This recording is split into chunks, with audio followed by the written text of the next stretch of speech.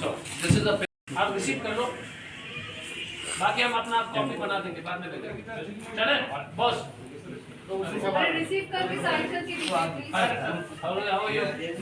Dr. Jaykumar Gogoi, we have come to file a complaint against Mr. Pradeep Bhandari.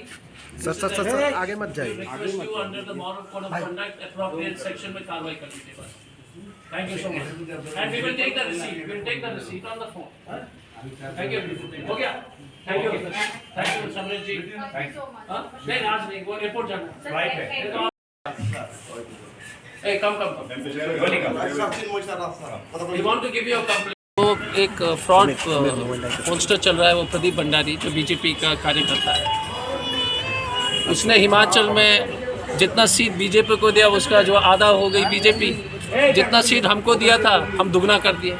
उसी तरह से बंगाल में जितना सीट उसने दिया था बीजेपी को वो आधे में जो है सिमट गई और टीएमसी उसे दुगना टीएमसी को मिला।